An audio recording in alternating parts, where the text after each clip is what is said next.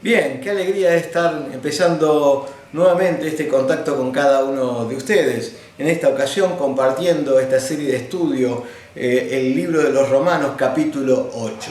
Y comienza el libro de los Romanos capítulo 8 diciendo: ahora pues ninguna condenación hay para los que están en Cristo Jesús, los que no andan conforme a la carne, sino conforme al Espíritu. Para los que están en Cristo Jesús.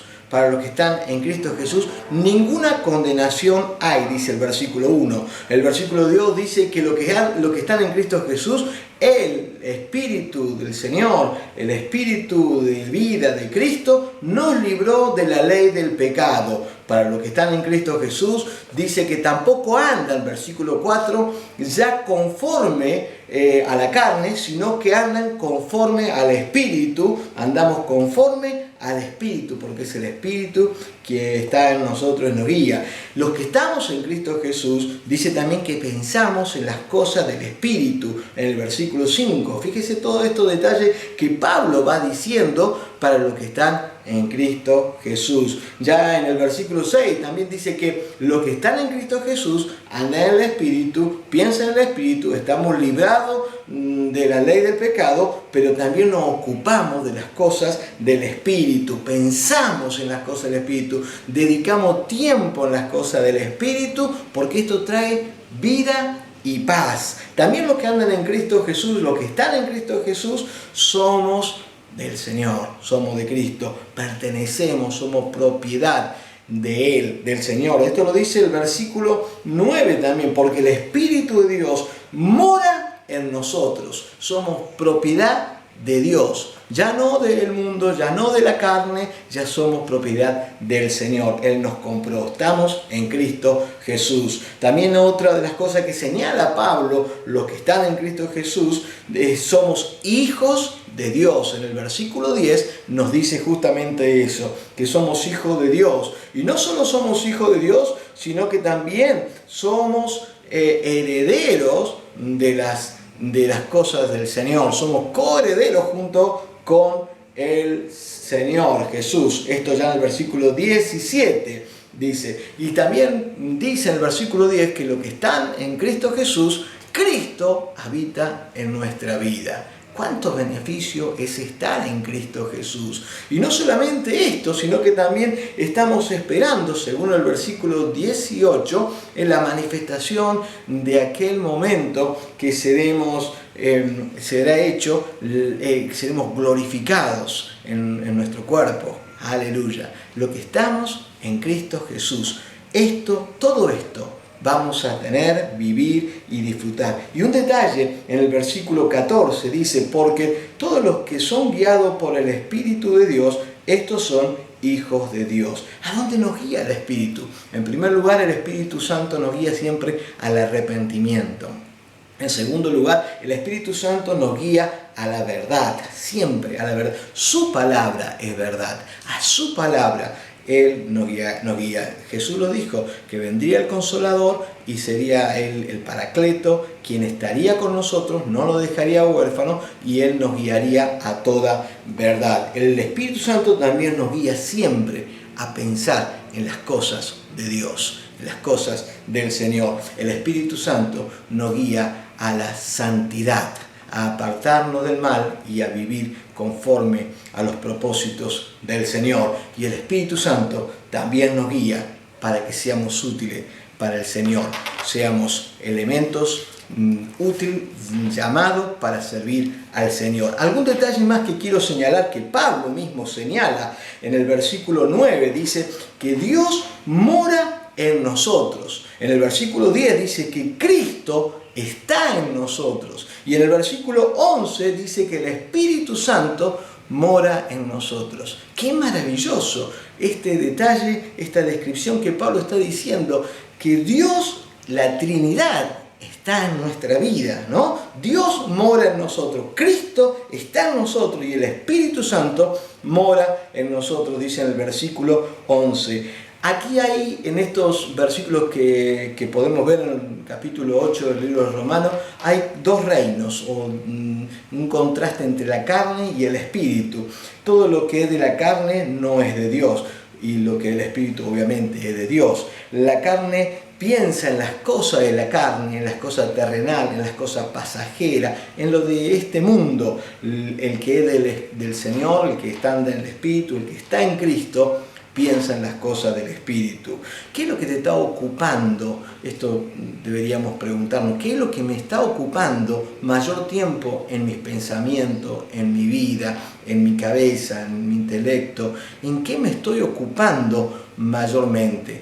Guarda, si me estoy ocupando y digo que soy del Señor y me estoy ocupando más en los intereses de este mundo, en la carne de este mundo, en la vivencia de este mundo, en el ciclo de este mundo, en el sistema de este mundo, más que en las cosas del Señor, ¿estoy en Cristo? ¿Estoy caminando en Cristo? ¿Estoy viviendo en Cristo? ¿Estoy viviendo la descripción que Pablo dijo y que recién señalamos sobre lo que están en Cristo? ¿Dónde estoy caminando? ¿Cómo estoy caminando? ¿Qué estoy pensando? Dice que el reino de la carne, el que vive en la carne, lo lleva a muerte, pero el que está en el Espíritu, está en Cristo, esto trae vida y paz. En el versículo 6 usted lo puede leer. Y el que está en la carne no tiene relación con Dios porque es enemigo de Dios, está enemistado con Dios, está apartado de Dios, lo puede ver el versículo 7, pero el que está en el Espíritu, Dios mora en él. Aleluya, qué lindo es saber que Dios está habitando en nosotros si andamos en el Espíritu, si andamos en Cristo, si estamos en Cristo, y los que andan en Cristo agradan a Dios. Los que no, obviamente, los que están en la carne no agradan a Dios. Este paralelo lo vemos en el capítulo 8, en los primeros versículos que aquí señala Pablo de este capítulo. Y en los versículos 19 al 22 nos habla Pablo sobre la propia naturaleza, cómo está afectada y cómo fue afectada por el pecado, ¿no? En toda esta esfera, esta tierra, y que aún aguarda ansiosamente por la liberación, porque el pecado ha afectado a la creación. Dice en el versículo 22 que la creación gime a una. Esto es proferir un lamento intenso, y que esto indica un dolor y un sufrimiento. Esto lo dice en el versículo 22 el apóstol Pablo. También dice, que la creación en el versículo 22 está gimiendo, porque también nos está señalando que está esperando, clamando, con la esperanza de los eventos futuros que está señalado aquí en su palabra. En el versículo 23 nos habla que también nosotros gemimos, en ese tiempo, para ese momento, para ese evento en el cual nosotros podamos materializar lo que ha sido dicho que ocurriría, y nuestra glorificación como hijo adoptado por el Señor, transformado en su gracia y en gloria. Allí nuestros cuerpos serían, y estamos gimiendo por eso también. Y dice también el versículo 26, dice que el Espíritu de Dios, el Espíritu Santo, también gime con gemidos indecibles. Así que hay tres versículos que nos está hablando de gemido: la naturaleza, nosotros y el Espíritu Santo. En los versículos 24 y 25 nos habla de la esperanza. Dice, porque en esperanza fuimos salvos. Pero la esperanza que se ve no es esperanza, porque lo que alguno ve, ¿a qué esperarlo? Bueno, y sigue el versículo 25 también, sí, pero si esperamos lo que no vemos, con paciencia lo aguardamos. En la palabra esperanza, esto está diciendo, tenemos una expectativa maravillosa, segura, tremenda, preciosa en el Señor. Todavía no se realizó, pero es seguro, es suficientemente seguro que esto va a ocurrir y va a ser así. En los versículos 26 y 27 del libro de los Romanos, capítulo 8, nos habla aquí que el Espíritu Santo es el que gime, Él es el que intercede por nosotros, no al creyente, es el Espíritu Santo es el que gime. Esos gemidos son oídos, son producidos para el Padre, son escuchados por el Padre. Dice que nosotros cómo debemos orar no lo sabemos, pero el Espíritu mismo intercede por nosotros con gemidos indecibles. La intercesión del Espíritu Santo a favor de cada uno de nosotros. Notemos también un contraste entre el versículo 26 y el versículo 28 que viene más adelante. El contraste es que dice el versículo 26: ¿cómo hemos de pedir? No lo sabemos.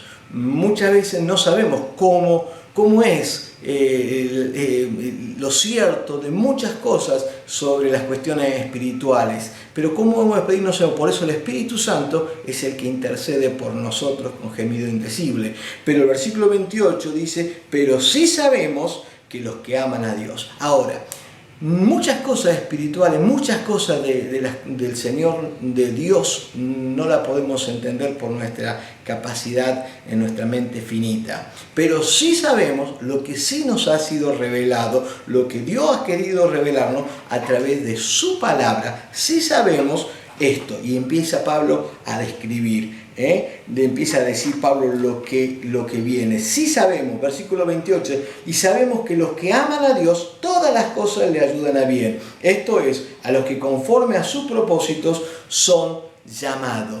Los que aman a Dios, todas las cosas le ayudan a bien. A veces, las cuestiones que son un poco complicadas, adversas, uno dice, pero ¿por qué me ocurre esto? Porque hay algo, hay un propósito, hay un plan, hay una meta de Dios para modificar, transformar, edificar tu vida en su propósito, conforme a la imagen de Cristo. Y a lo mejor eso que a lo mejor te angustia momentáneamente, toda crisis es pasajera, pero Dios está formando la persona del Señor, el carácter de Cristo en tu vida y en mi vida. Por eso, los que aman a Dios, todas las cosas ayudan para bien. A los que son conforme a su propósito son llamados.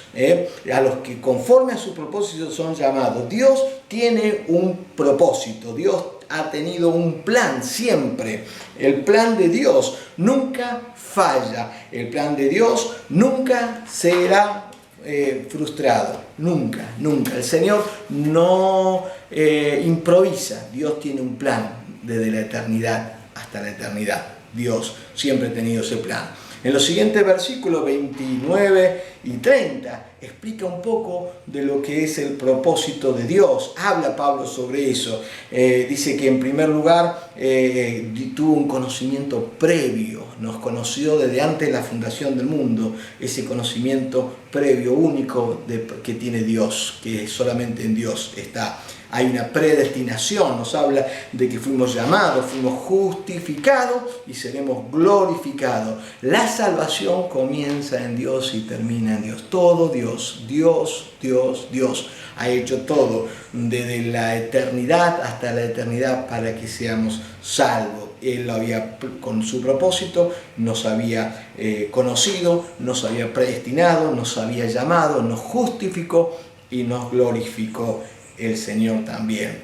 Esto comienza en la eternidad y termina en la eternidad futura. El creyente está eternamente seguro en Cristo Jesús. Por eso dice, cuando comenzamos el capítulo, dice: ninguna condenación hay para los que están en Cristo Jesús. Estamos con esa certeza que lo que estamos en Cristo Jesús, ninguna condenación hay. Y Pablo hace aquí un énfasis, y el énfasis en estos versículos de que Pablo menciona, ¿no?, sobre esta obra maravillosa de Dios. Dice: los conoció, los predestinó, los llamó, los justificó, los glorificó. Dios hizo todo para que el hombre sea salvo.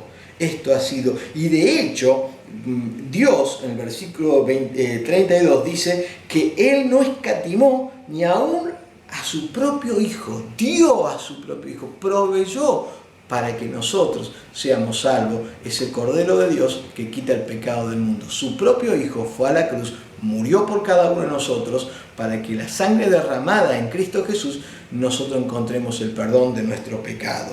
Dios hizo todo. ¿Qué pues diremos? Dice el versículo 31. ¿Qué pues diremos? ¿Qué diremos? Gracias a Dios, gracias a Dios, gracias a Dios. Porque Él hizo todo. Nosotros no merecíamos nada de todo lo que hizo Dios. Su gran amor, su gran obra ha hecho lo posible para que nosotros seamos salvos. Hay un detalle que también quiero señalar en los versículos 26, 31 y 34. El versículo 26 dice que el Espíritu intercede por nosotros. El versículo 31 dice que Dios es por nosotros, ¿no? Y el versículo 34 dice que Cristo intercede por nosotros. El Espíritu, el Padre, el Hijo, por nosotros. Por nosotros. Ahora, ¿cómo no entender este gran amor? ¿Cómo no corresponder a este gran amor? ¿Cómo no responder a este gran amor si Dios hizo todo por nosotros? La pregunta es, el versículo 35 dice, ¿quién nos separará del amor de Cristo? ¿Quién nos separará del amor de Cristo? Y la respuesta está en el versículo 39. Ninguna cosa nos podrá separar del amor de Dios. Ninguna cosa creada nos podrá separar del amor de Dios. Estos versículos solo son aplicables para los que están en Cristo y andan conforme a Dios y aman a Dios y andan conforme al propósito de los que son llamados, conforme a lo que el Señor nos ha escogido, nos ha llamado, nos ha justificado y nos ha glorificado. Esto es maravilloso, saber, vivir y disfrutarlo.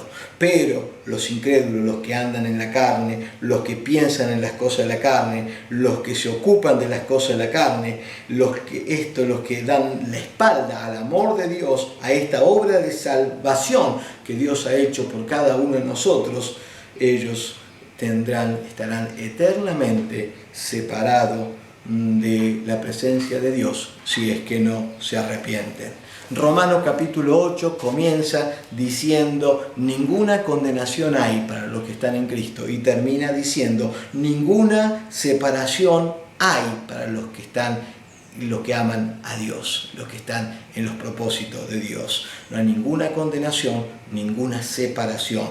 Esto es maravilloso, vivirlo, disfrutarlo y guardarlo, andar en las cosas del Señor, andar en el Espíritu de Dios. Mientras más entendamos la gracia de Dios sobre nuestra vida, sobre nuestra salvación, tanto más grande nosotros entendamos eso, más vamos a desear vivir sobria y piadosamente, correspondiendo a ese amor maravilloso con que tanto Dios nos amó. A Él sea la gloria, la honra y la alabanza. Busca de Dios, viví en Dios, pensá en las cosas del Señor, pensá y andá en las cosas del Espíritu. Que Dios te bendiga.